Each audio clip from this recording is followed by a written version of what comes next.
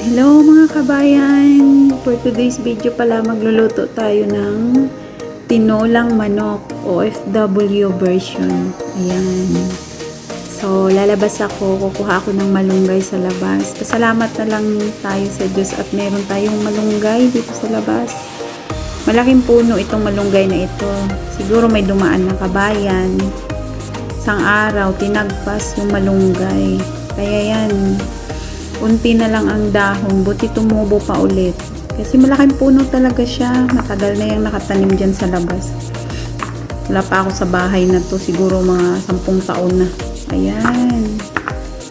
May tanglad din tayo sa gilid. Kumuha tayo ng tanglad para mas masarap ang ating tinulang manok. Ayan. Kaya tinulang manok OFW version. Kung ano lang yung nandyan, ayun, solve na tayo. So, ganyan ang mga OFW. Kaway-kaway sa nakaka-relate. So, ganyan lang. Luya, tanglad, tsaka sibuyas. Tapos, yung ating star for the recipe, ang malunggay. So, ganito ako magluto ng tinulang manok, mga kabayan. Igigisa ko muna yung manok sa mga panakot. Parang isang kutsa ko lang siya. Ayan, konting mantika.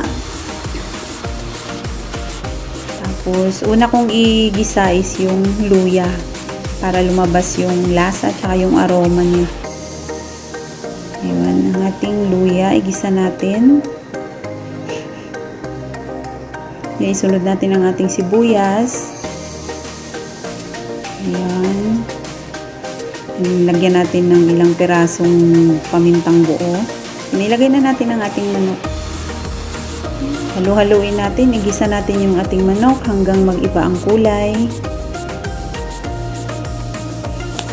So, yan. Pag mag-iba na yung kulay ng ating manok, so pwede na natin siyang lagyan ng tubig mamaya. So, napakulo na pala ako ng tubig, mga kabayan. So, lagyan natin ng isang chicken cubes, tsaka tanglad, tapos yung pinakulo kong tubig. Mas gusto ko kasi yung tubig kulo na, mainit na siya bago ko siya ilagay dyan sa pinaggisa kong manok. Kasi para hindi mabago yung ano ng manok, mainit pa rin. Nilalagay ko. Tapos lagyan natin ng black ground paper. Tapos iodized salt, asin. Ayan. Depende na kayo ng mag-ano ng asin. Depende yan sa panglasa ninyo, mga kabayan. So, ayan. Luto na ang ating manok. Malambot na siya. So, ayun. Ang pinakahintay ng star of the recipe, ang ating malunggay. Ayan. So, diba? Ang sarap sa pakiramdam kapag makakakain ka ng gusto mo, na para ka lang nasa Pinas. Relate ang mga OFW.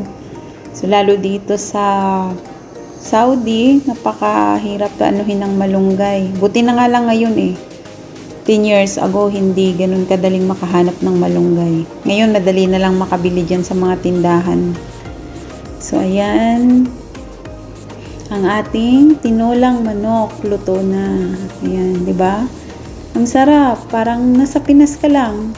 Kahit walang papaya or sayote man lang. Sayote kasi napakamahal dito sa Saudi ang sayote. So, ayan. Solve na. Pag OFW ka, kung anong nandyan, solve ka na. Thank you, Lord. At may pagkain ako. Ayan. Kain tayo. Salamat sa panonood. Ingat po, mga kabayan.